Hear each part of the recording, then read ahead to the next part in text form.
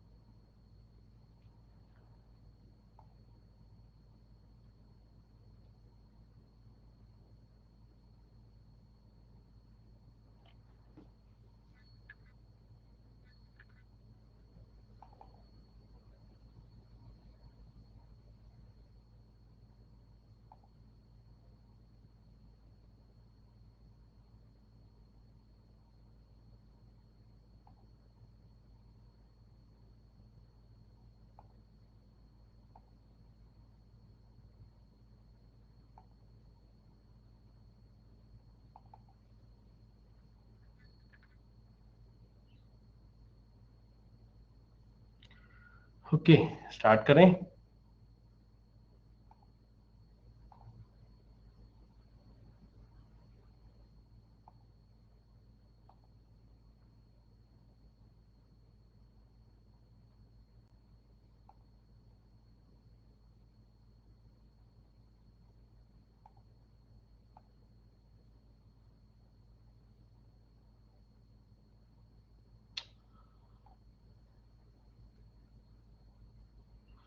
Sound नहीं आ रहा।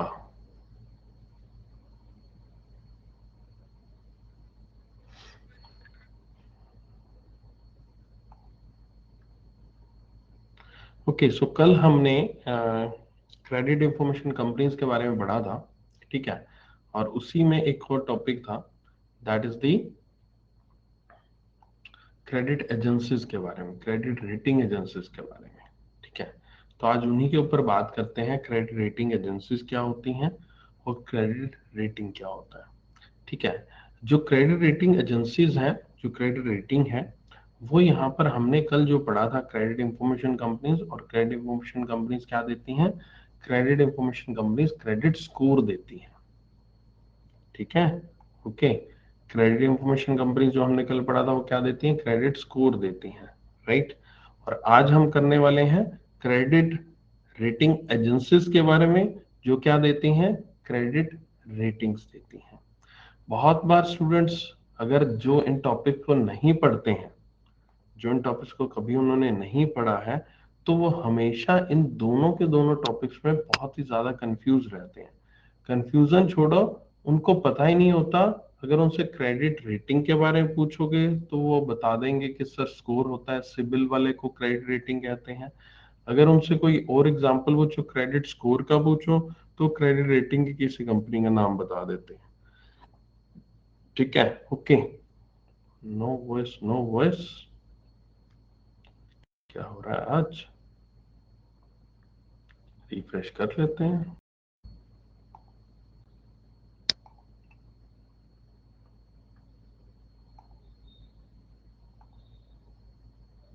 ठीक है, चलो।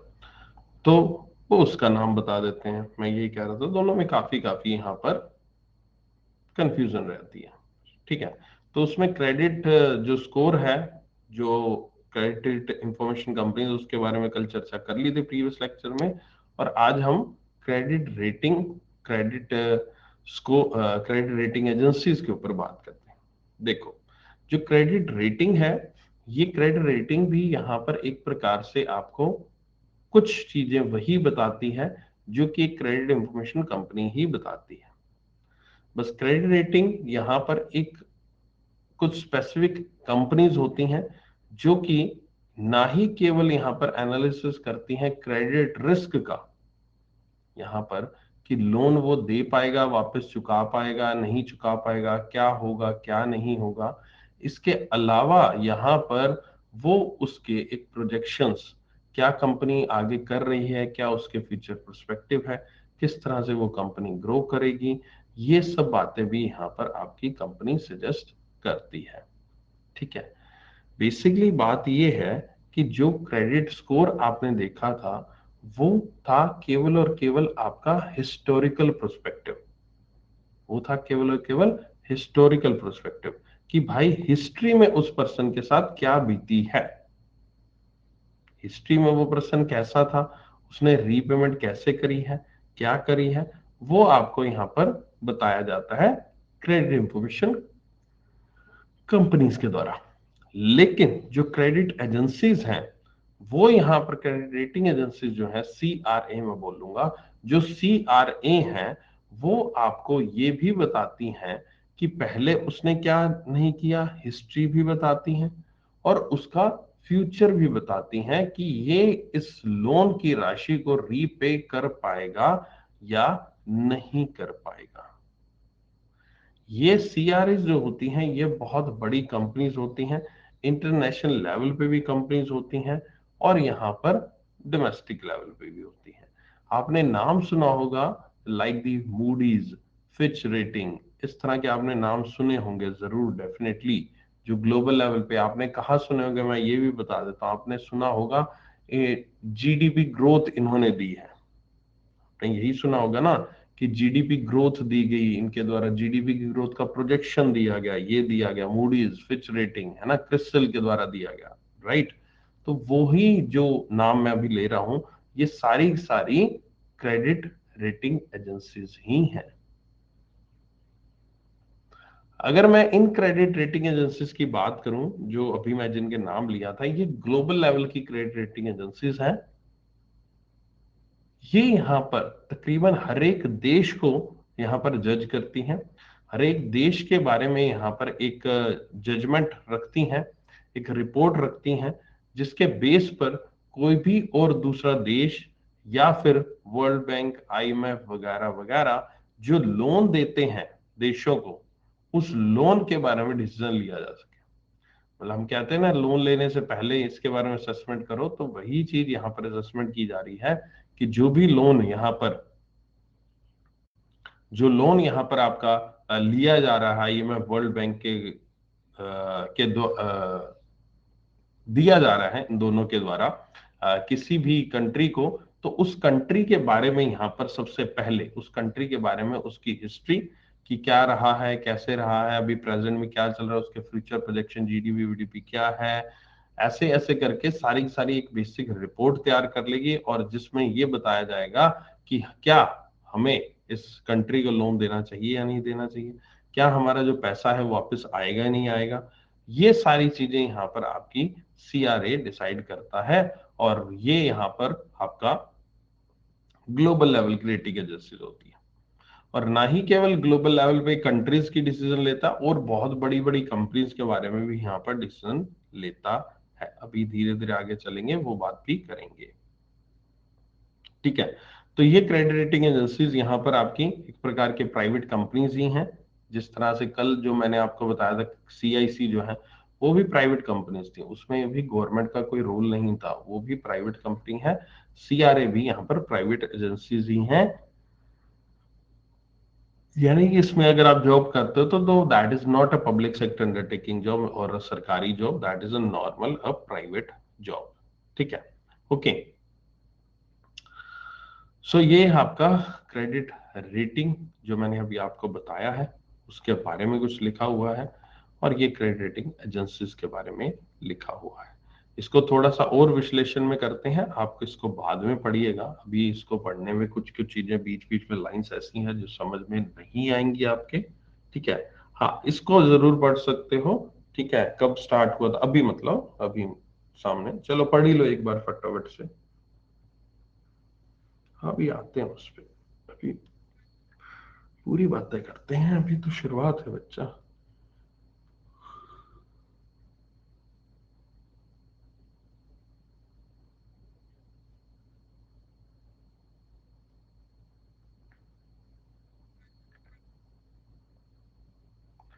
अभी आ रहा हूँ अभी।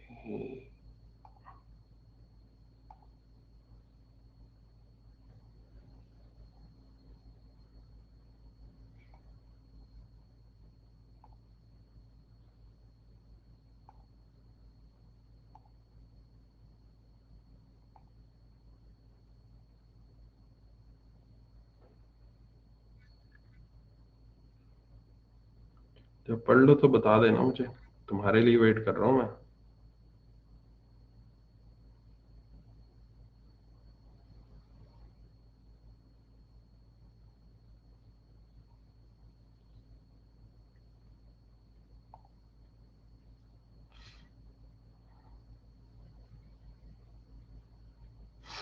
ठीक है।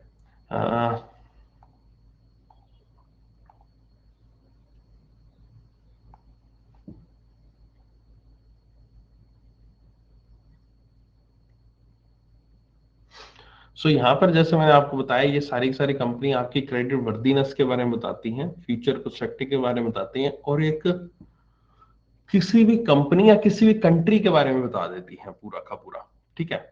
अब इनके पास क्या होता है, इनके पास यहाँ पर पूरा पूरा डाटा होता है, पूरा पूरा अच्छे से डाटा ये मिलता है। मान लीजिए मैं अब थोड़ा सा डोमेस्टिक लेवल पे आता हूँ, कंट्रीज को छोड़ देते हैं, तो डोमेस्टिक लेवल पर क्या किया जाता है इन क्रेडिट रेटिंग एजेंसीज के द्वारा।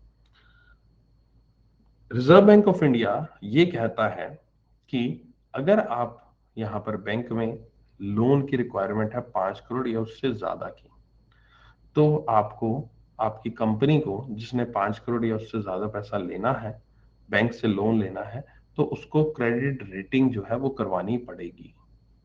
क्रेडिट रेटिंग करवानी पड़ेगी। वो किससे करवानी पड़ेगी? क्रेडिट रेटिंग करवाने के लिए इंडिया में टोटल 6 ऐसी एजेंसीज अवेलेबल है। टोटल 6 ऐसी कंपनीज अवेलेबल है।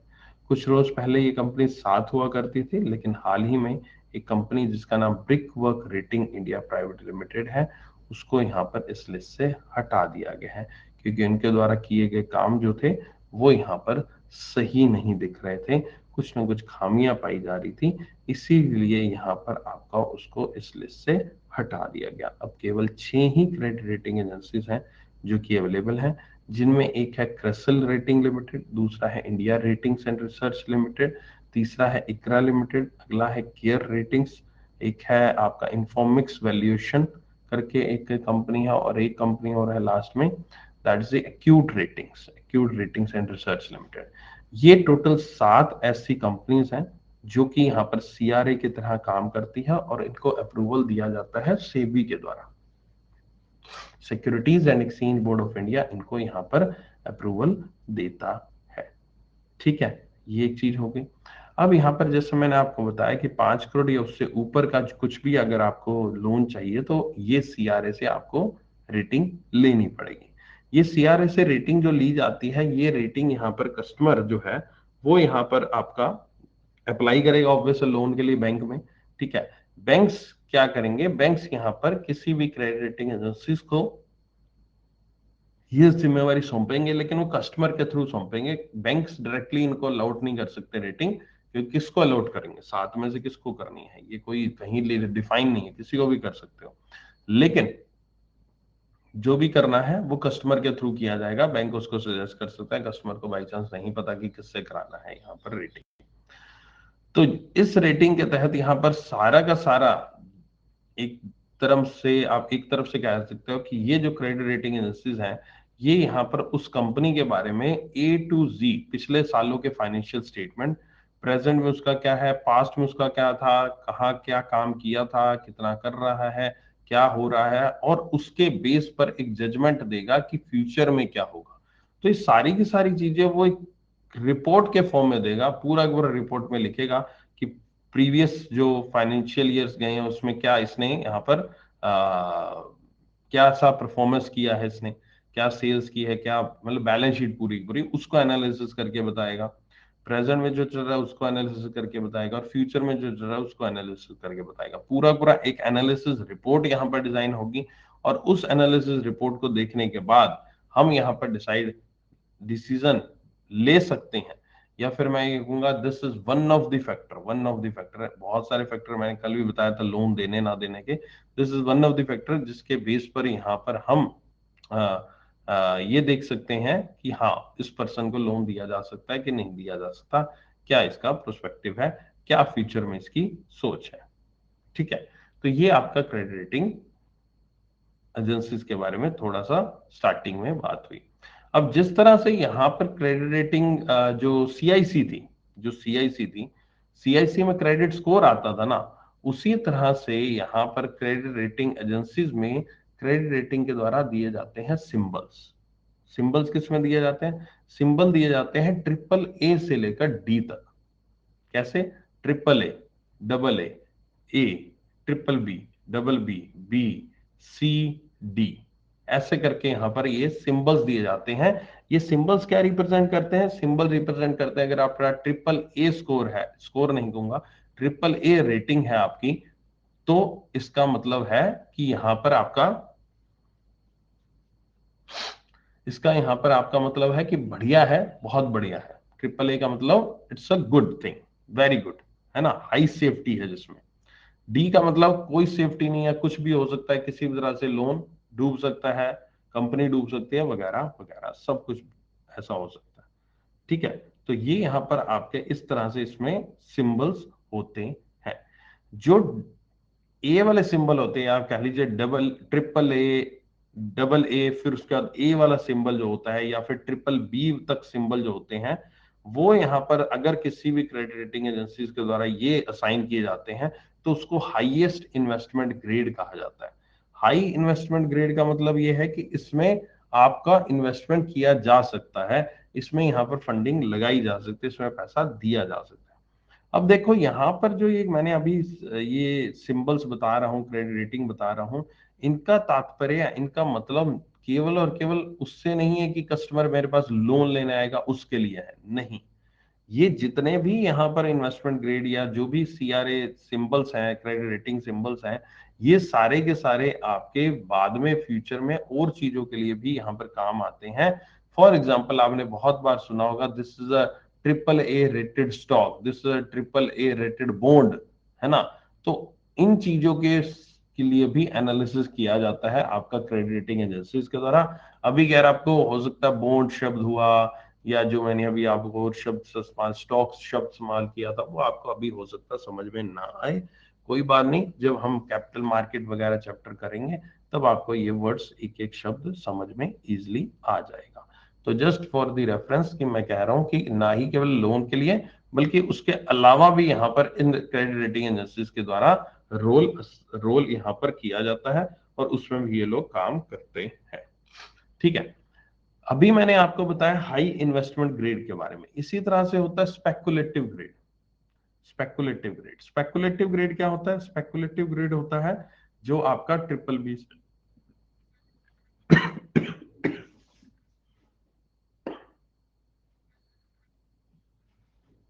सॉरी, स्पेकुलेटिव ग्रेड क्या होता है?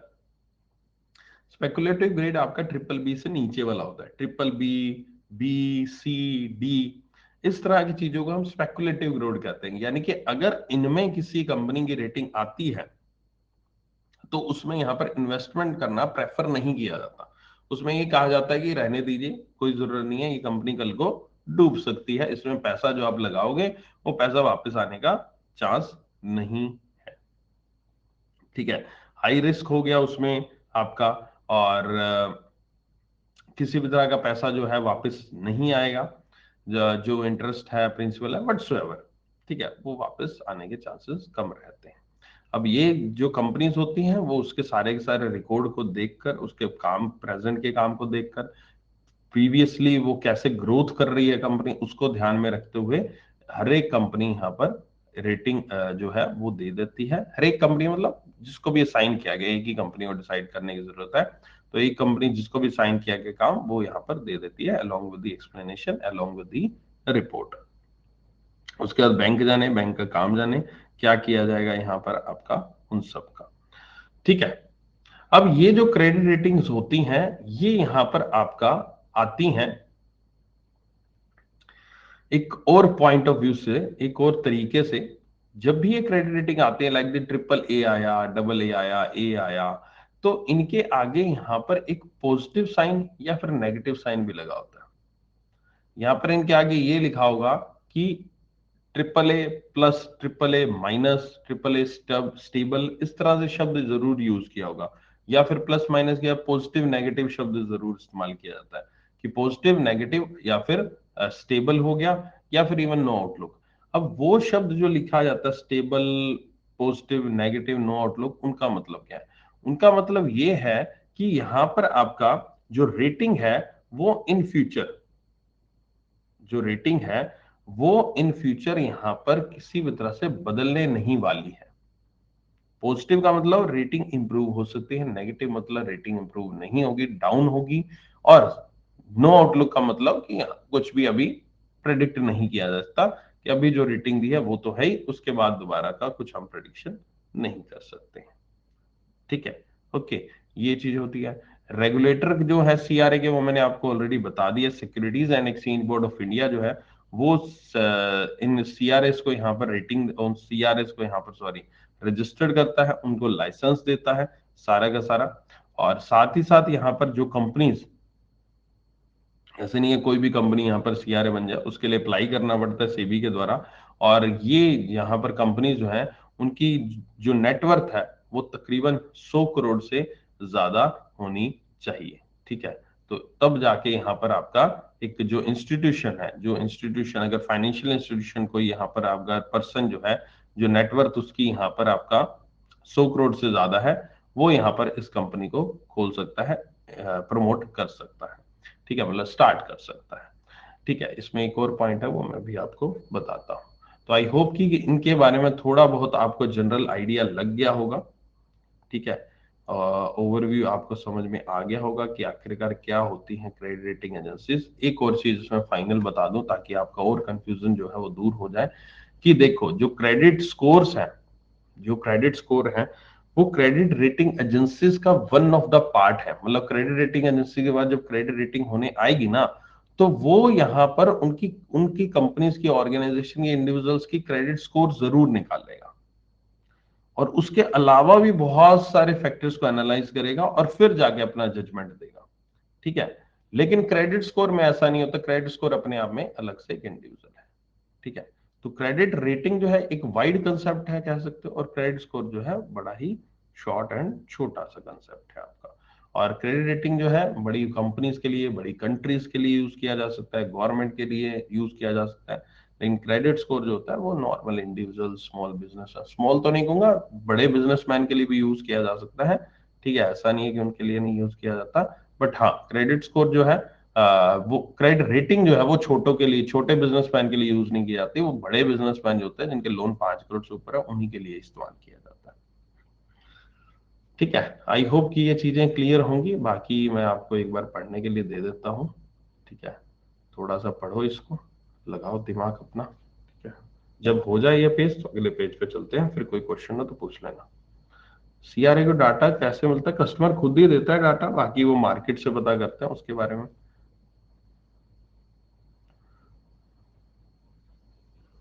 तो जैसे रिपोर्ट में क्वेरी है कि उन्होंने यहाँ से क्रेडिट लोन के लिए किया, बट हाँ नहीं है तो वो क्वेरी में शो होता है।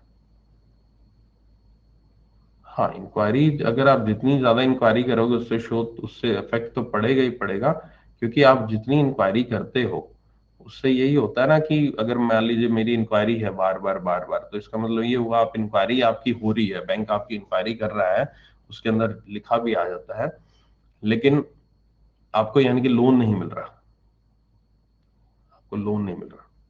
ठीक है, तो वो इस क्रेडिट स्कोर पे बैंक डालता है। वो क्रेडिट स्कोर छोड़ो, जब आप customer, as a customer bank दूसरे बैंक के पास जाओगे लोन देने, वो देखेगा इतनी इंक्वायरी हो चुकी है, आपको दूसरे बैंक से लोन नहीं मिला था क्या, इतनी को इंक्वायरी अलग अलग बैंक में हो चुकी है, आपकी क्या कारण है? रजिस्टर, हाँ सेबी के पास, बोला ना सेबी के पास कराना पड़ेगा।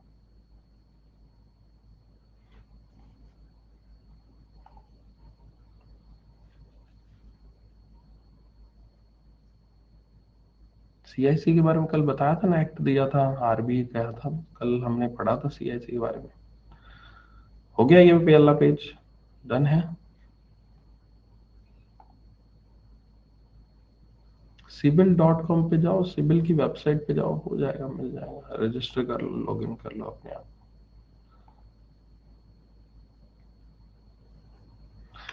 अच्छा, एक और इसमें ऊपर ऊपर लिख रखा है कि प्लस और माइनस साइन भी यहाँ पर दिए जाते हैं, कई बार आप triple A plus, triple A minus ऐसे करके, अच्छा ये तो मैंने बता दिया ना, डबल ए माइनस, हाँ प्लस माइनस बता दिया।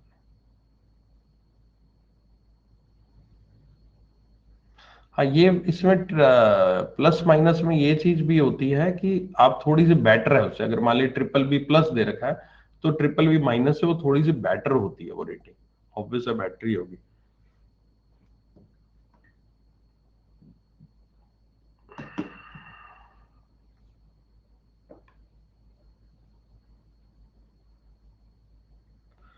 पर्सनल इंक्वायरी जो करते हैं सिविल चेक करने पर स्कोर कम होता है, मतलब समझ नहीं आया। हालांकि CIBIL was promoted by, CIBIL was promoted bye,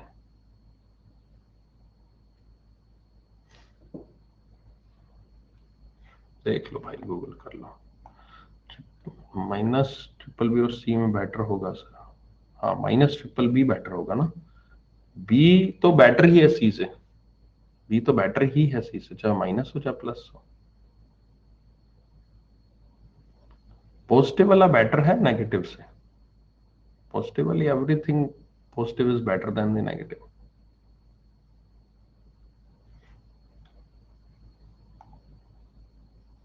अरे वो अपलोड होना रह गया, वो मैं आज अभी करवा देता हूँ उसको।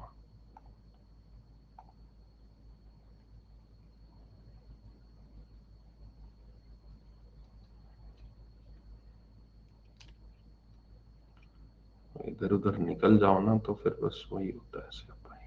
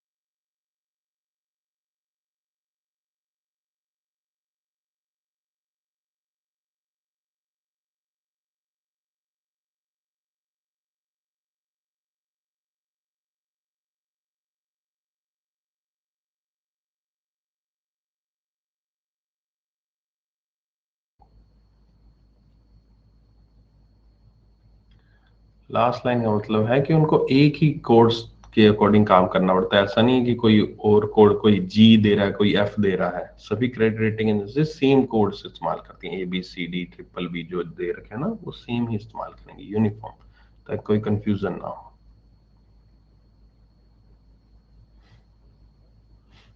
ये जिस सीक्वेंस में लगे हैं ना उस सीक्वेंस में यहाँ पर आपका ये बेटर है, ये सीक्वेंस ही है, ये ट्रिपल ए बेटर है डबल ए से, ठीक है, जितने ज्यादा सिंबल होंगे वो बेटर है, सिंपल सी बात है, ठीक है। ये सीक्वेंस में है सारे, triple double B is better than B is better than C is better than D, ठीक है।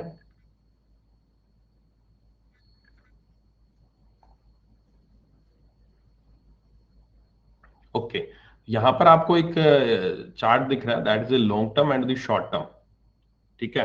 ओके, हाँ, माइनस डबल ए बेटर है ए से, बिल्कुल बेटर है ए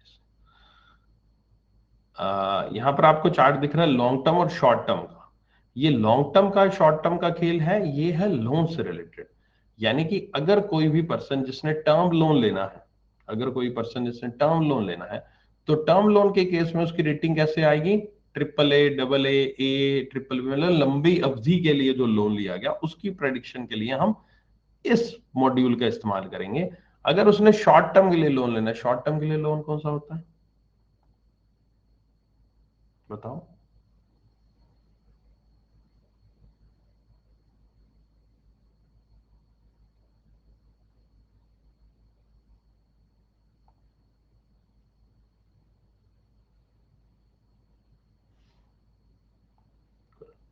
CCOD की मैं बात कर रहा हूँ, इतना तो पढ़ लिया यार, है ना, कहाँ कंफ्यूज हो रहे हो।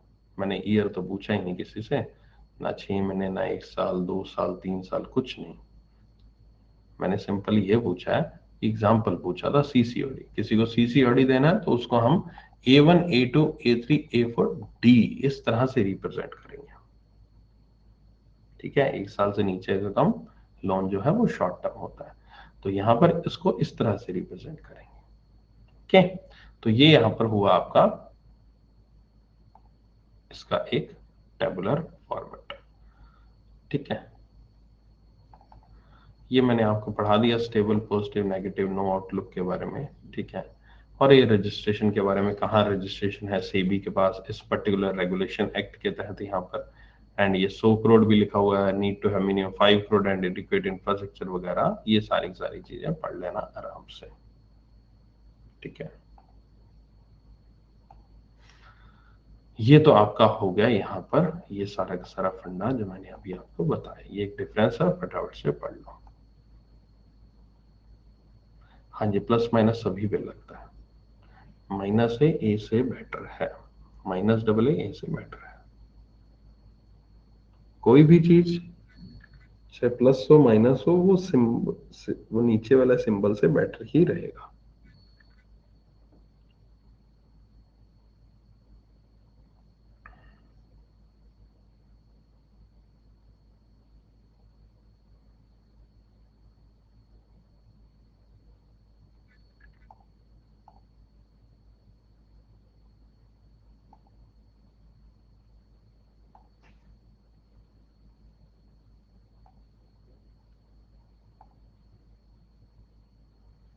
आई होप कि अब कोई कंफ्यूजन होगा नहीं आपको कि क्रेडिट रेटिंग एजेंसीज और क्रेडिट इंफॉर्मेशन कंपनीज के बीच में डिफरेंस क्या है। और अभी कोई भी आपसे जो पूछेगा या कोई भी आपसे जानना चाहेगा, एग्जाम में आएगा आपके, तो आप किसी भी तरह कंफ्यूजन नहीं होगा आपको। सर इंडिविजुअल का कोई पर्सन का रेटिंग निकालना हो तो उसको CRM से, इंडिविजुअल क्यों रजिस्टर करेगा CRM में? इंडिविजुअल को कोई रजिस्ट्रेशन, इंडिविजुअल क्यों रजिस्टर, वो तो कंपनी से वो अपने आप आपका CRA निकाल लेंगे, आपका आपका क्रेडिट रेटिंग निकाल लेंगे, कंपनीज निकाल लेंगे, आपको रजिस्ट्रेशन कुछ नहीं कराना। आपको कोई रजिस्ट्रेशन कुछ नहीं करना, आपको कहीं पर भी नहीं करना, किसी तरह का भी नहीं करना।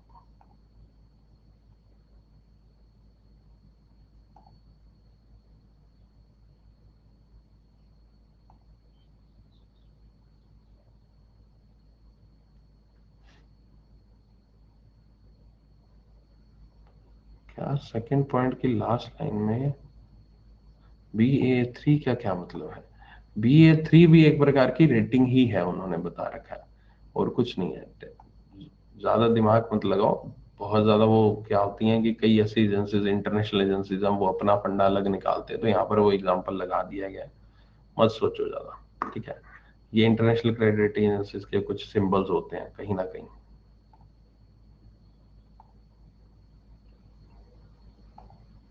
चलो अगला टॉपिक स्टार्ट करें।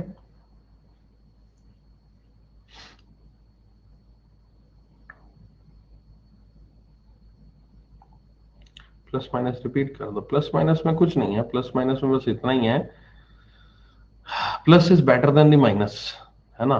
और इसमें ये है कि प्लस का मतलब ये है कि ये रेटिंग जो है वो बढ़िया पॉजिटिव साइड में रहेगी, ये रेटिंग और इम्प्रूव होने का इसमें चांसेस है।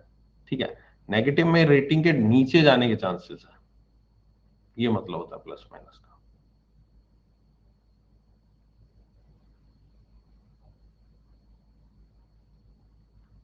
नहीं, इंक्वायरी है उससे कोई इफेक्ट नहीं पड़ता। मैंने कल भी आपको कहा था, मेरी बात को बहुत ध्यान से सुनो, आप कंफ्यूज क्यों हो रहे हो। मैंने ये कहा था किसी चीज से कोई फर्क नहीं पड़ता आपकी नौकरी में।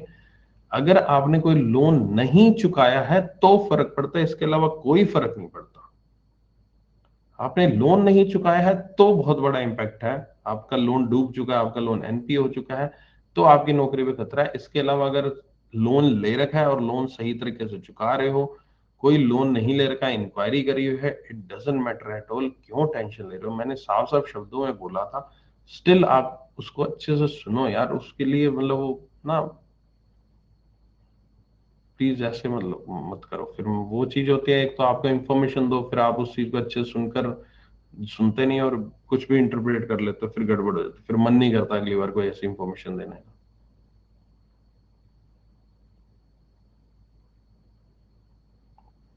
चलो अगले टॉपिक पे चलते हैं। अगला टॉपिक जो आपका है वो है टाइप ऑफ चार्जेस के बारे में,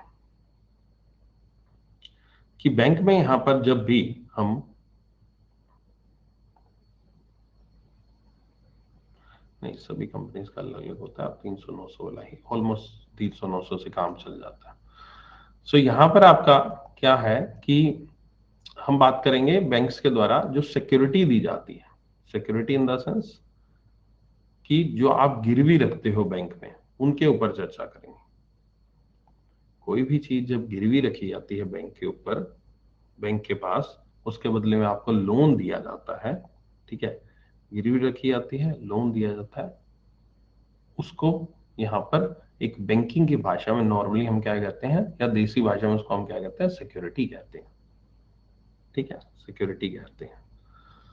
अब सिक्योरिटी जो होती है वो यहाँ पर दो तरीके की होती है।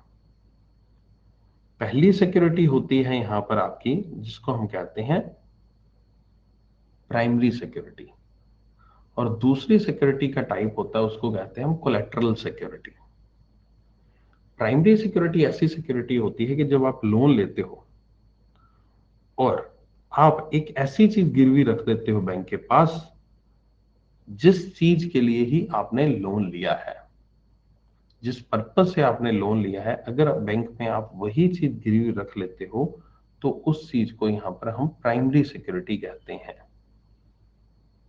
ठीक है, उस चीज को हम प्राइमरी सिक्योरिटी कहते हैं। एग्जाम्पल, मैंने यहाँ पर हाउसिंग लोन लिया, किस लिए लिया हाउसिंग लोन? मैंने घर बनाने के लिए, घर परचेज करने के लिए, और उसी चीज को मैं गिरवी रख दूं, यानी घर को ही मैं बैंक में गिरवी रख दूं, तो that is the primary security. तो घर जो मेरा होगा वो प्राइमरी सिक्योरिटी हो जाएगा। कार है जो मैंने ली है, कार मैंने ली है और उसी कार को मैं गिरवी रख देता हूं बैंक में, तो कार मेरी एक प्राइमरी सिक्योरिटी हो जाएगी। ठीक है, तो जिस पर्पज से हमने लोन लिया उसी चीज को अगर आप गिरवी रख रहे हो, that becomes the primary security. दूसरा होता है कोलेट्रल सिक्योरिटी। बहुत बार ऐसा होता है कि बैंक में लोन की जो अमाउंट होती है वो बहुत ज्यादा होती है। ठीक है, लोन की अमाउंट जो होती है बहुत ज्यादा होती है, जिसकी वजह से बैंक कहता है कि हमें कुछ एक्स्ट्रा सिक्योरिटी चाहिए। जो आप दे रहे हो वो तो दे ही रहे हो, इसके अलावा भी हमें सिक्योरिटी चाहिए होगी, तो वो क्या दोगे?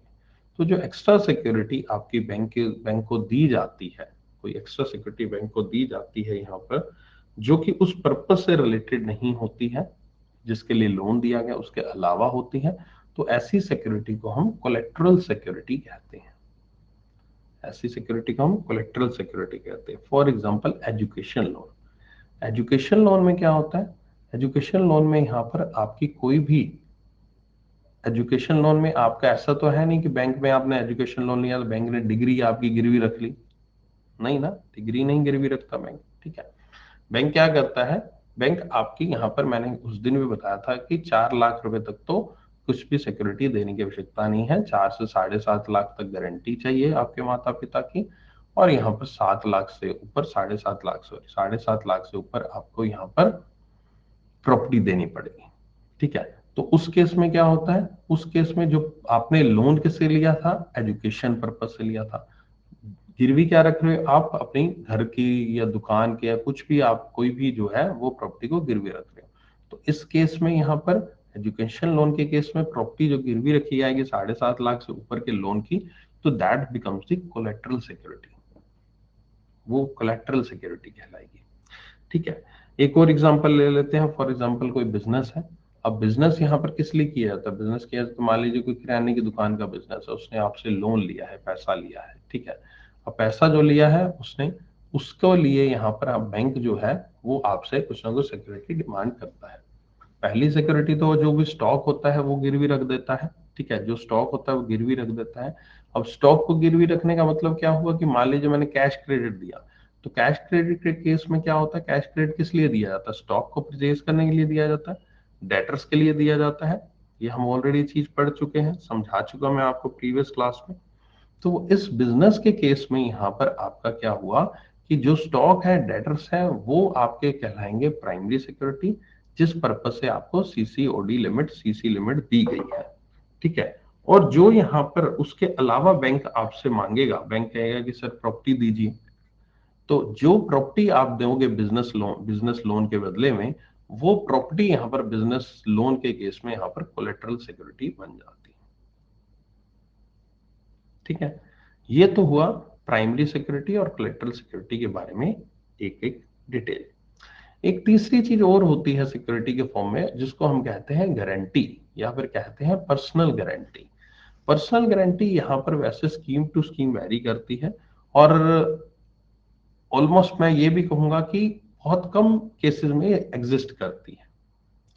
पर्सनल गारंटी का मतलब ये होता है कोई पर्सन जो है, कोई पर्सन, इंडिविजुअल पर्सन जो है, वो किसी और पर्सन के बारे में गारंटी दे दे। यानी कि ए ने यहाँ पर लोन लिया एसबीआई से, और एसबीआई कहता है कि हमें किसी और की गारंटी ला के दीजिए, तो ए किसी और पर्सन की, जिसको हम थर्ड पार्टी गारंटी कहते हैं, किसी थर्ड पार्टी को लेकर आता है जो कि उसका जानकार होता है, और वो यहाँ पर उसकी गारंटी दिलवाता है, बैंक में डॉक्यूमेंटेशन करता है। बैंक वाले उस कस्टमर का सारा रिकॉर्ड रखेंगे, केवाईसी रखेंगे, सब कुछ रखेंगे, नेटवर्थ वगैरह सब चीजें पूछेंगे उसकी, इवन क्रेडिट इंफॉर्मेशन रिपोर्ट भी निकाल ली जाएगी उसकी, और सब कुछ निकाल कर उससे डॉक्यूमेंट्स पे साइन भी कराएंगे, अप्रूवल भी लेंगे कि आप गारंटी देना चाहते हैं, लीगल डॉक्यूमेंट साइन होंगे, प्रॉपरली स्टैंपिंग होगी। तो यहाँ पर आपका वो गारंटी दे देता है कि इस पर्सन की गारंटी मैं देता हूं, कल को अगर ये लोन नहीं चुकाता है तो, ठीक है, कल कोई लोन नहीं चुकाता तो ये कस्टमर मुझे यहाँ पर लोन, ये कस्टमर अगर लोन नहीं चुकाता है तो जिसने गारंटी दी है वो लोन चुकाएगा, ये लिखा होता है उसमें, ठीक है। तो गारंटर बनना भी इतना आसान नहीं है, बिल्कुल नहीं आसान। यहाँ पर एक और केस में गारंटी होती है, ये तो हम नॉर्मल मैंने केस बताया, ये वैसे जो अभी केस बताया था ये पर्सनल लोन का केस होता है। पर्सनल लोन में ऐसे ही होता है, पर्सनल लोन में हम लोग क्या करते हैं कि जब भी कोई पर्सनल लोन देना होता है या किसी एक पर्टिकुलर डिपार्टमेंट को हम लोन असाइन कर रहे हैं, आपका गवर्नमेंट डिपार्टमेंट को, तो उसमें हम जिस पर्सन ने लोन लिया उसको तो लोन दे देंगे, हम उसको कहेंगे साथ वाले कलीग की कोई गारंटी ले आओ, तो वो साथ वाले कलीग की कोई गारंटी ले आता है, वो कलीग फिर उसकी गारंटी ले लेता है, आपस में गारंटी एक्सचेंज होती रहती है। ये काम मतलब इसमें कोई मना नहीं है, किया जा सकता है। हाँ, कुछ बैंक्स नंबर ऑफ गारंटर बनने पर रिस्ट्रिक्शन लगा देते हैं कि आप इतने ही लोन में नंबर ऑफ गारंटर रह सकते हैं, इससे ज्यादा में नहीं रह सकते। वो चीज हो जाती है, वो वेरी करती है बैंक टू बैंक, और पॉलिसी अलग अलग होती है सभी बैंक्स की कि वो कितने नंबर ऑफ गारंटर अलाउ करते हैं पर्टिकुलर लोन में। एक और केस में गारंटर यहाँ पर देखने को मिलता है कि मान लीजिए मैं एक बिजनेस कर रहा हूं, ठीक है, और बिजनेस में क्या है कि बिजनेस में अ, जो प्रॉपर्टी है कोलेटरल सिक्योरिटी के रूप में दी गई है, वो प्रॉपर्टी यहाँ पर बिजनेस की नहीं है। जो प्रॉपर्टी है वो बिजनेस की नहीं है, ठीक है, वो किसी और की है, यानी कि मान लीजिए मेरे मदर फादर की है, मेरे भाई बहन की है, या किसी की भी प्रॉपर्टी किसी के नाम से है, प्रोपराइटर के नाम से भी प्रॉपर्टी नहीं है। तो जो मैं प्रॉपर्टी दूसरे के नाम से है, मेरे नाम से नहीं है, बिजनेस के नाम से नहीं है, वो भी मैं गिरवी रख सकता हूँ बैंक में। ऐसा नहीं है कि मेरे पास जो प्रॉपर्टी है वही मैं गिरवी रख सकता हूँ, किसी थर्ड पार्टी की प्रॉपर्टी को भी आप बैंक में गिरवी रख सकते हैं। और बैंक को क्या है, बैंक वो प्रॉपर्टी गिरवी रख लेगा, प्लस बैंक क्या करेगा, जो भी उस प्रॉपर्टी का ओनर है उसकी पर्सनल गारंटी के डॉक्यूमेंटेशन भी साइन करा लेगा। तो पर्सनल वो भी साइन होंगे आपके गारंटी के डॉक्यूमेंट, और साथ साथ उसको कोलेटरल सिक्योरिटी के रूप में भी यहाँ पर जो प्रॉपर्टी है वो मिल जाएगी। जैसे अभी मैंने एजुकेशन लोन के केस में कहा था, एजुकेशन लोन के केस में यहाँ पर आपका प्रॉपर्टी तो आपने दे दी है ना, 7.5 लाख से ऊपर, लेकिन प्रॉपर्टी उस बच्चे के नाम तो है नहीं, प्रॉपर्टी तो माता पिता के नाम से है। तो फिर माता पिता की पर्सनल गारंटी भी उसमें लगेगी, जिसके नाम से प्रॉपर्टी होगी वो पर्सनल की पर्सनल गारंटी भी यहाँ पर अलग से यहाँ पर देनी पड़ेगी। चीजें क्लियर है यहां तक अभी तक?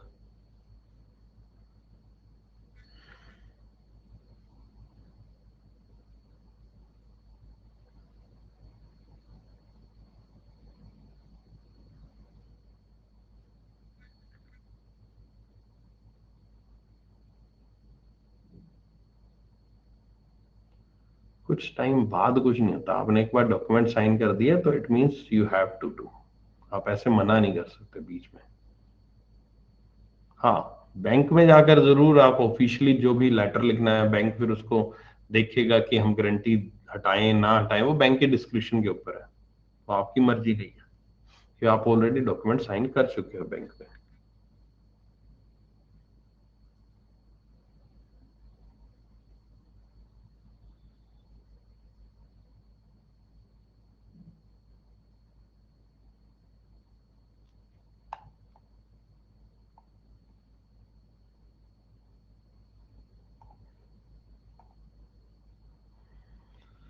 ठीक है, चलो अगले पॉइंट पे चलते हैं। अगला पॉइंट यहां पर आता है कुछ टाइप्स ऑफ सिक्योरिटी के बारे में।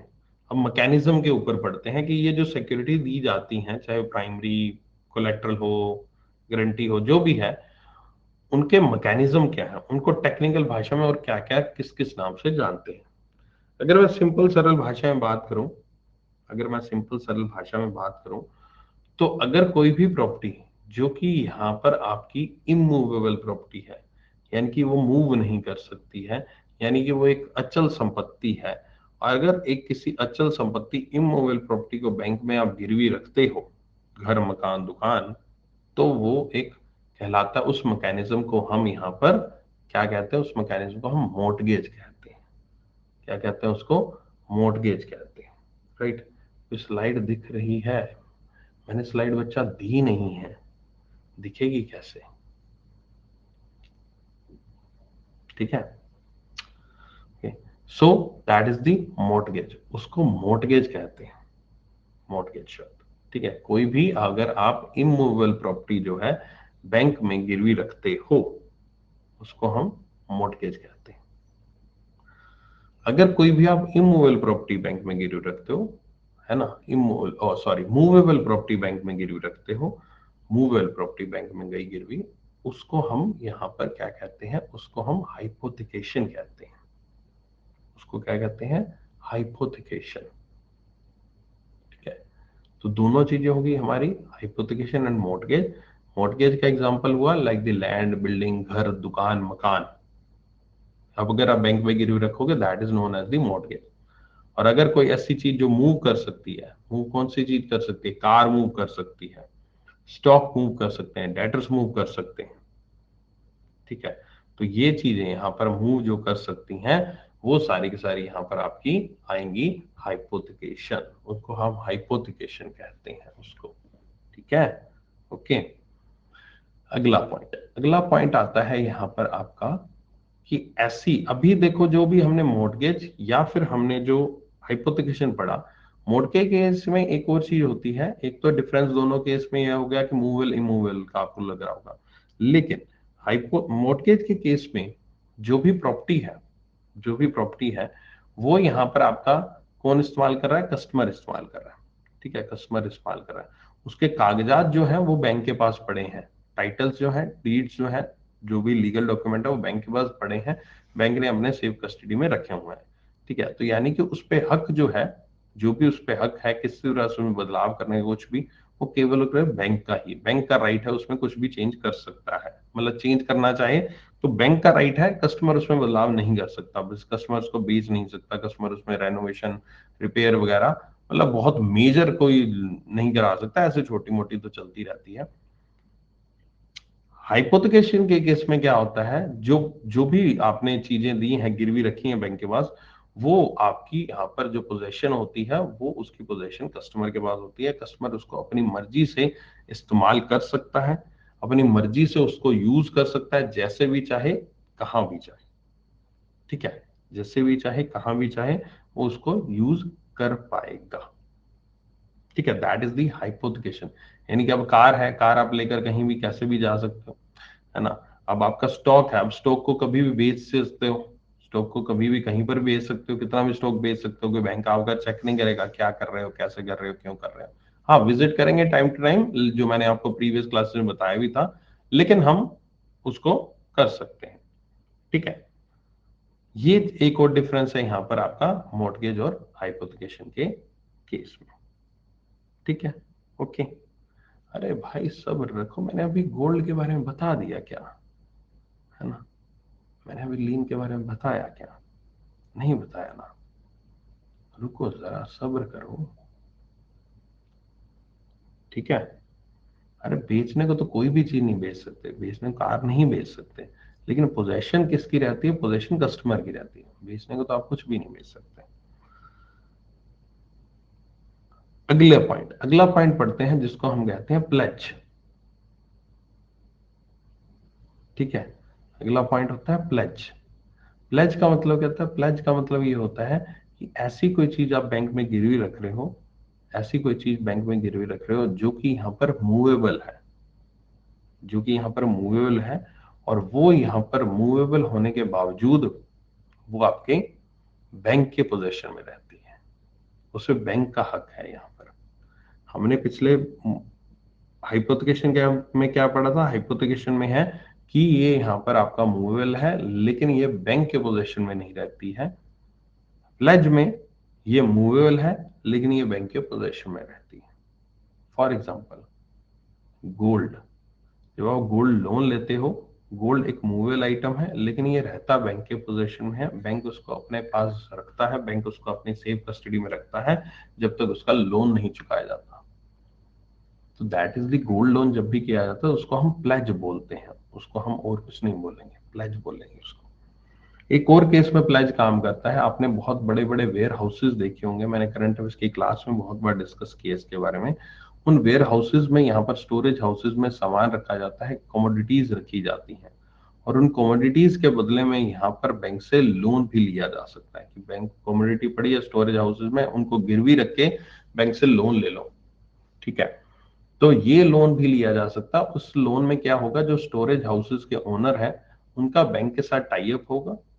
ठीक है, उनका बैंक के साथ टाई अप होगा, और इसके तहत जो भी स्टोरेज हाउसेज है, जो भी सामान उसके स्टोरेज हाउसेज में रखा है, उसके बदले में उनको एक रिसिप्ट जारी कर देंगे कि अंदर सामान चला गया, अब उसका प्रूफ तो देना ही है। ठीक है, तो वेयर हाउस जो है, ओनर जो है, उनको यहाँ पर एक प्रूफ में, यहाँ पर जो जिनका सामान रखा हुआ है, उनको एक डॉक्यूमेंट जारी कर देंगे, जिस डॉक्यूमेंट को कहा जाता है वेयर हाउस रिसिप्ट। उसको कहा जाता है वेयर हाउस रिसिप्ट। इस वेयर हाउस रिसिप्ट को ले जाकर मैं अपने बैंक में दे दूंगा। बैंक को कहूंगा ये वेयर हाउस रिसिप्ट है, मेरा माल इस गोडाउन में पड़ा है, यहाँ यहाँ पड़ा है, इतने इतना क्विंटल है, जो भी है, इतनी बोरियां हैं, ये पड़ा है, आप मुझे इसके अगेंस्ट लोन दे सकते हो, मैं ये जो सामान है ये आपके पास गिरवी रखता हूँ। बैंक कहता है कि ठीक है, गिरवी रख दो, कोई बात नहीं, आपको दे देते हैं। लेकिन ध्यान रखिएगा, ये जो सामान है ये आप यहाँ पर अपनी मर्जी से नहीं बेच पाएंगे। जैसे हाइपोथिकेशन में अपनी मर्जी से बेच पाते हैं, इसमें आप नहीं बेच पाएंगे। ये सामान आपका तभी निकलेगा जब मेरी इजाजत होगी, जब मैं यस बोल लूंगा। ठीक है, तो सामान पड़ा रहता है, बैंक उसको गिरवी रख लेता है, और उसको बदले में उसको लोन दे देता है। इस चीज को भी हम प्लेज कहते हैं। अब यहाँ पर क्या होता है कि जब यहाँ पर सामान निकलवाना होता है, तो वो कस्टमर यहाँ पर पहले थोड़ा बहुत पैसा, थोड़ा नहीं कहूंगा, जितना सामान निकलवाना है उतना पैसा जमा कराएगा।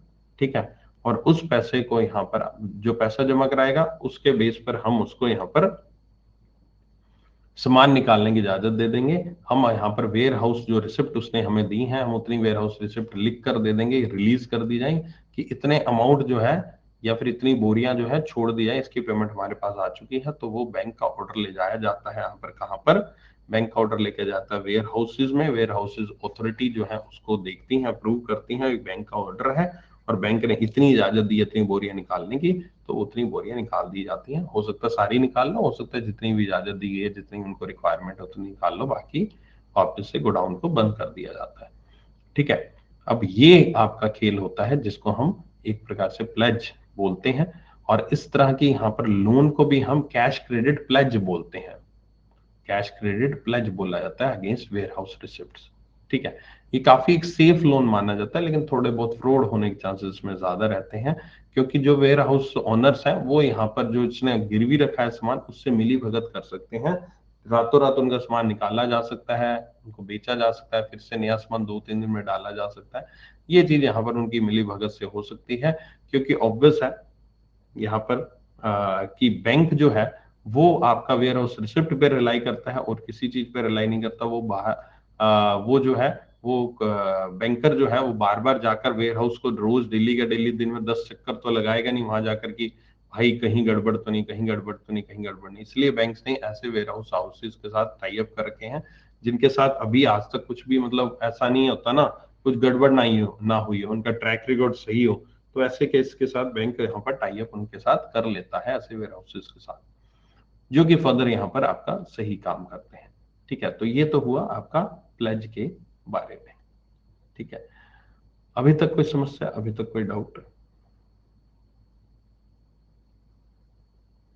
अगर किसी चीज को गिरवी रख के लोन लेते हैं तो क्या फिर से उसी सेम चीज पर लोन लिया, अगर उसके अंदर वैल्यू उसकी बची है, मान लीजिए आपने लोन लिया है ना, मान लीजिए एक बिजनेस लोन लिया आपने 50 लाख का, आपने उस पर प्रॉपर्टी 1 करोड़ की दे दी है ना, 1 करोड़ की दे दी तो 50 लाख तो आपका हो गया है ना। अगर आपको और 50 लाख चाहिए तो आप सेम प्रॉपर्टी पे भी लोन ले सकते हो, अगर बैंक की पॉलिसी में कवर होता है तो। ये चीज बैंक की पॉलिसी पे डिपेंड करती है, क्योंकि बहुत बार ऐसा होता है कि कुछ ऐसे लोन की स्कीम्स होती हैं, लोन के प्रोडक्ट्स होते हैं जिसमें यहाँ पर आपका लोन की स्कीम या लोन के प्रोडक्ट्स है जिसमें अलाउ नहीं किया जाता कि एक ही प्रॉपर्टी को बार बार गिरवी रखने के लिए। ठीक है, चंदा गोचर ये नहीं है, चंदा गोचर ये थोड़ी ना। ठीक है,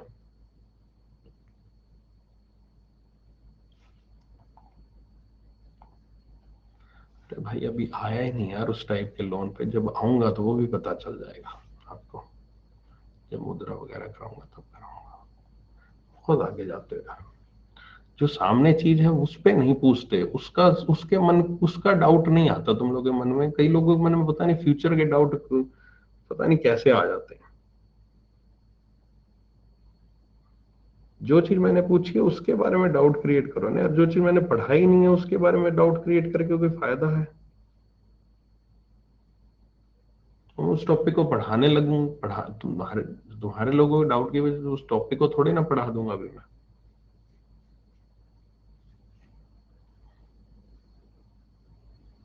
ये लक्ष्मीकांत ऐसे ही करता है, रोज ऐसे ही करता है, तो इसको कितनी बार समझा दिया फिर भी नहीं समझता।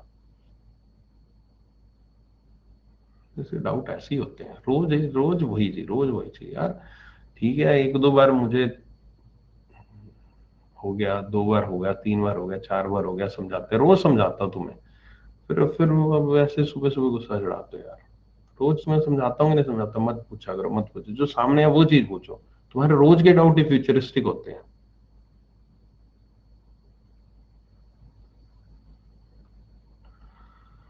स्विफ्ट का लोन उनके ही टाई अप वाले वेयर हाउस, हाँ जी, उनके जिनके साथ टाई अप उन्हीं से ले सकते हैं।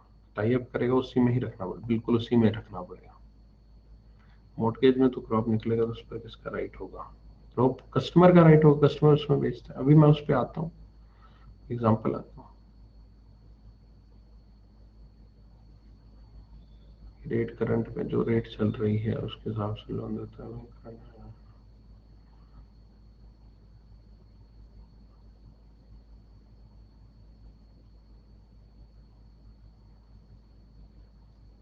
ठीक है, चलो अब कुछ और पॉइंट्स क्लियर कर देते हैं, आपके कुछ डाउट्स है तो उन्हीं से मैं ले लेता हूँ, कवर करता हूँ। क्या होता है, अब एक और एग्जांपल सुनो।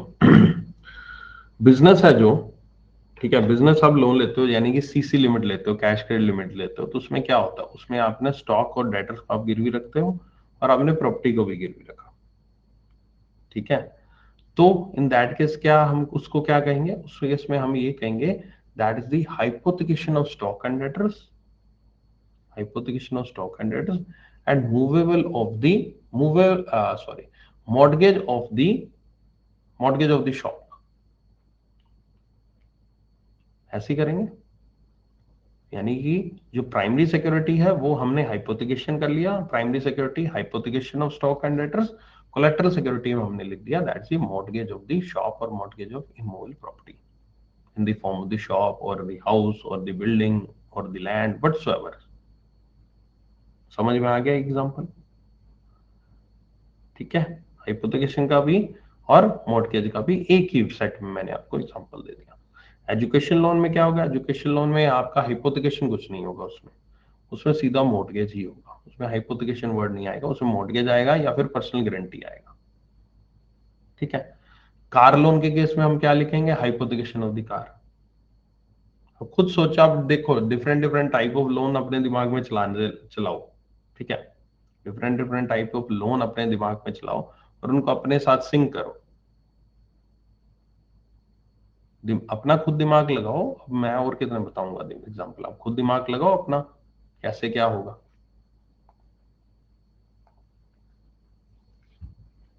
होम लोन के केस में बताओ क्या होगा।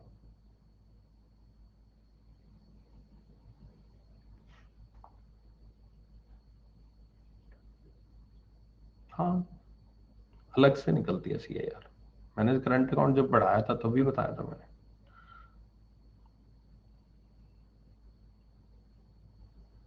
मॉर्टगेज, ठीक है। होम लोन के केस में मॉर्टगेज होगा बिल्कुल। मॉर्टगेज ऑफ द लैंड और द प्रॉपर्टी और द बिल्डिंग और द फ्यूचर बिल्डिंग। अब ऑब्वियस है, जब आप लोन देते हो तो हो सकता है, जरूरी ना हो कि उस पे अकेली लैंड ही बनी हो, उस पे अभी उसके अभी कंस्ट्रक्शन चल रही हो, है ना, अभी स्टार्ट ही ना हुई हो, लोन दिया ही बनाने के लिए, तो ऑब्वियस उस टाइम यही लिखते हैं उस पे, mortgage of the land and the building propose to be built. ठीक है, सब होम प्लॉट सब मॉर्टगेज होगा।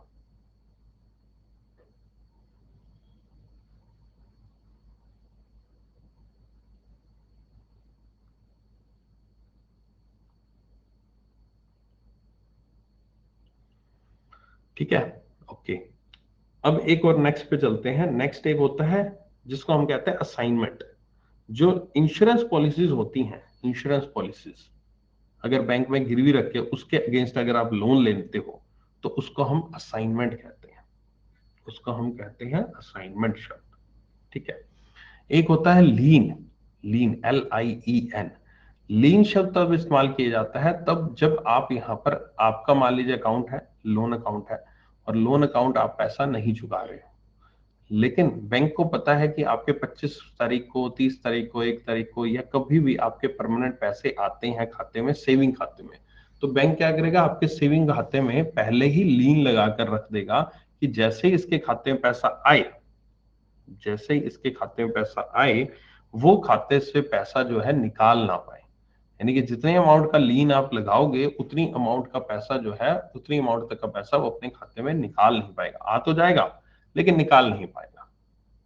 तो वो उसके अकाउंट को एक प्रकार से ब्लॉक कर देना up to a certain amount, that is a lien लगा देना। ये लीन इस्तेमाल किया जाता है नॉर्मली लोन की रिकवरी के लिए और किसी पर्पज से नहीं।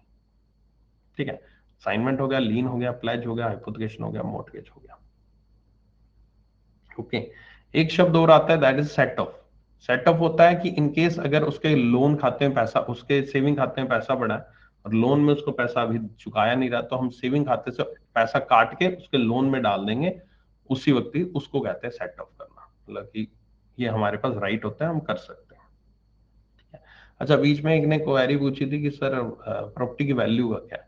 प्रॉपर्टी की वैल्यू जो की जाती है वो प्रॉपर्टी की वैल्यू की जाती है उसकी रियलाइजेबल वैल्यू। तीन तरह की प्रॉपर्टी की वैल्यूज होती है, एक मार्केट वैल्यू होती है, एक रियलाइजेबल वैल्यू होती है, एक डिस्ट्रेस वैल्यू होती है। तो हम जो प्रॉपर्टी की वैल्यू लेते हैं बैंक में, जब कोई भी चीज गिरवी रखी जाती है तो बैंक में जो रखी जाती है वो रियलाइजेबल वैल्यू, मार्केट वैल्यू निकाल ली। ठीक है, और वो हम नहीं निकालते, जो कुछ स्पेसिफिक हम कुछ आउटसोर्स एजेंसीज करते हैं जो कि वैल्यूअर्स होती हैं, सिविल इंजीनियर्स होते हैं, वो लोग यहाँ पर हायर किए जाते हैं बैंक्स के द्वारा। मतलब उनको ऐसा नहीं है, जॉब नहीं दिया जाता, कॉन्ट्रेक्चुअल अपॉइंटमेंट नहीं होता, जस्ट उनको फीस दी जाती है पर वैल्यूएशन की। तो उनके थ्रू वैल्यूएशन कराई जाती है उस प्रॉपर्टी की, और वो अपने लेवल पर मार्केट वैल्यूएशन निकालते हैं और मार्केट वैल्यूएशन से 10-10% नीचे करके उसकी रियलाइजेबल वैल्यू और डिस्ट्रेस वैल्यू निकाल देते हैं। और रियलाइजेबल वैल्यू को हम मानते हैं, जो भी हम अमाउंट लेनी है हमने गिरवी के पर्पज से, वो रियलाइजेबल वैल्यू मानी जाती है। ठीक है, इस तरह से प्रॉपर्टी की वैल्यूएशन आपकी होती है। ठीक है, okay.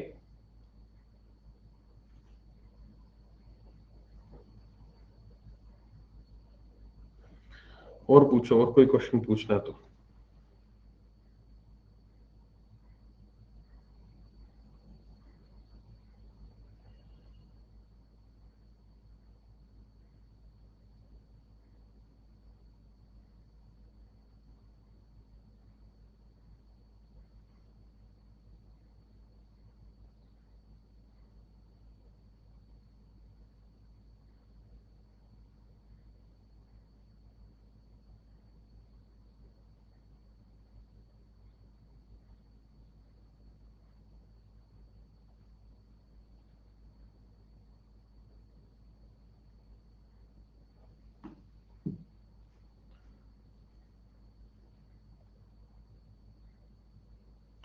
Set of joint account नहीं, जॉइंट अकाउंट जॉइंट लाइबिलिटी होनी चाहिए।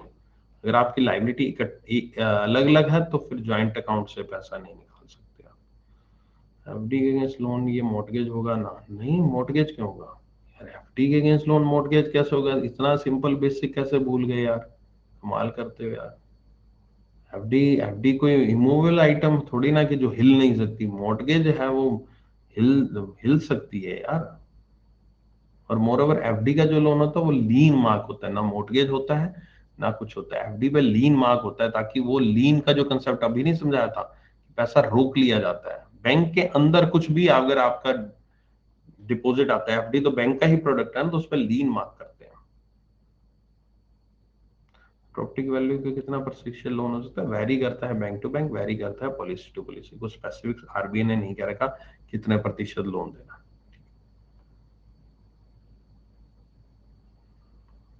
लोन से ज्यादा वर्थ हो प्रॉपर्टी का और वो लोन नहीं दे पा रहा, फिर क्या होगा? अभी लोन नहीं दे पा रहा के ऊपर अभी चर्चा शुरू ही नहीं है, अभी हमारी फ्यूचरिस्टिक क्वेश्चन है। एफडी मूवेबल इमूवेबल का फंडा एफडी में है ही नहीं। एफडी में लीन मार्क होता है, क्योंकि वो बैंक का प्रोडक्ट है। कोई भी चीज जो बैंक का प्रोडक्ट है उस पर लीन मार्क होगा। ठीक है सर, इनकेस हमारा बिजनेस है तो हम जब तक पैसा नहीं डालेंगे तब तक तो लोन अमाउंट नहीं घटेगा, तो वही लीन काम नहीं। सर इनकेस हमारा बिजनेस है, जब तक हम पैसा नहीं डालेंगे।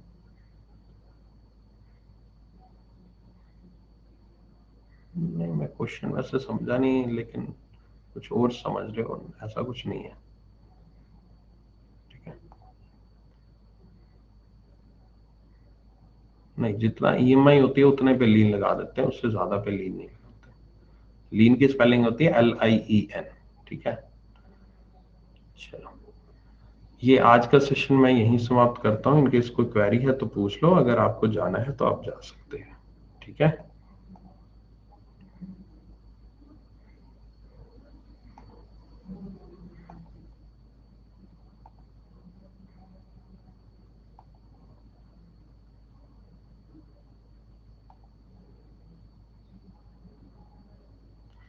मेरा दोस्त आईएएस बन गया तो मेरी पढ़ाई नहीं हो रही।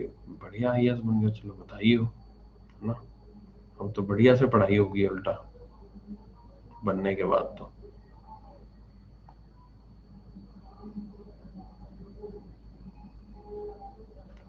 पूछो, कुछ पूछना तो जल्दी पूछो।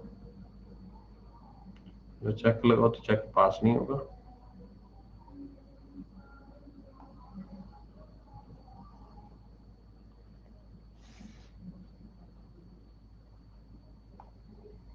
अनुमान ना देने के कितने दिन बाद लीन लग जाता है? ऐसा कुछ स्पेसिफिक नहीं है, बैंक के ऊपर होता है यार। दिन नहीं होते उसमें कुछ भी। लीन का हिंदी नाम नहीं, मुझे आइडिया नहीं है।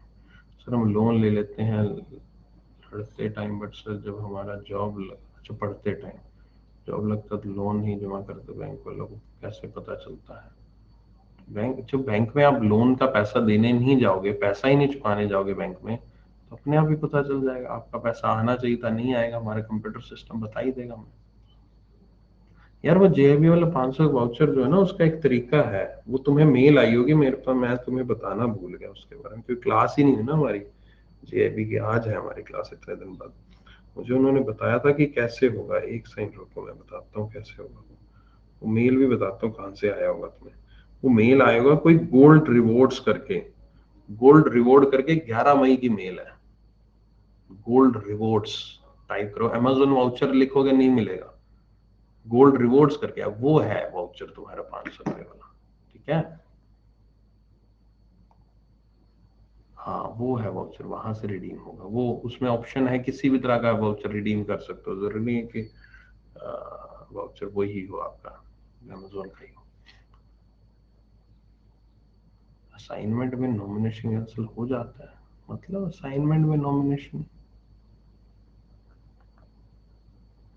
सीए क्लास यूट्यूब पे होती है डेली बेस पर 10:30 बजे। फिलहाल 10:30 चल रही है। बारे में बताइए सर, उसमें सिलेक्शन के करते तो किस पोस्ट के लिए? वो एक सेशन ले लूंगा कुछ दिन में ना मैं। उसमें स्टेप लिखे होंगे कैसे रिडीम करना, उसमें स्टेप लिखे होंगे। मेरा पूरा कंटेंट, एक तो कोर्स ये वाला जो आप कर ही रहे हो, और दूसरा मेरा कोर्स, मैं current affair, daily current affair मैं यूट्यूब पे पढ़ाता हूँ, वो टेलीग्राम से आप पीडीएफ डाउनलोड कर सकते हैं। पढ़ाई करनी होती है, बैंक में जॉब लगी हो तो कॉलेज की फीस बैंक देगा या हम कोई जैसे जरूरी नहीं है बैंक भरेगा। पहले होता था किसी टाइम पे, इवन एसबीआई भी दे देता, आजकल कोई क्लोज नहीं है, आजकल कोई बैंक किसी तरह की फीस नहीं दे रहा, वो आपको खुद ही पे करनी पड़ेगी। और बैंक में जॉब करके आप रेगुलर कभी भी पढ़ाई नहीं कर सकते, आपको डिस्टेंस लर्निंग ही कर सकते हो, वो भी अगर बैंक आपको अप्रूवल देता है तभी। बिना बैंक के अप्रूवल के आप कुछ भी काम नहीं कर सकते।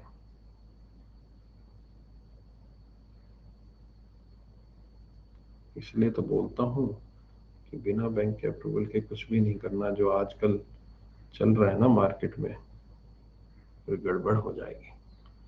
बैंक की अप्रूवल की रिक्वायरमेंट हर एक जगह रहती है। पर्सनल एप्लीकेशन, स्टडी नीति जो है उसमें मॉक टेस्ट मिलते हैं स्टडी नीति पे, ठीक है, जो बैंक एग्जाम के फुल लेंथ मॉक टेस्ट है वो मिलते हैं। बाकी मेरा जो ऐप है उसका नाम है क्रॉसवर्ड करंट अफेयर, जिसमें मैं डेली करंट अफेयर्स के क्विज डालता हूँ। ठीक है, चलो चला जाए। Thank you so much, take care, bye bye, and मिलते हैं फिर नेक्स्ट किसी सेशन में। कल ही मिलेंगे, मतलब 6 बजे, और उससे पहले तो खैर करंट अफेयर्स के सेशन में 10:30 बजे। Bye bye.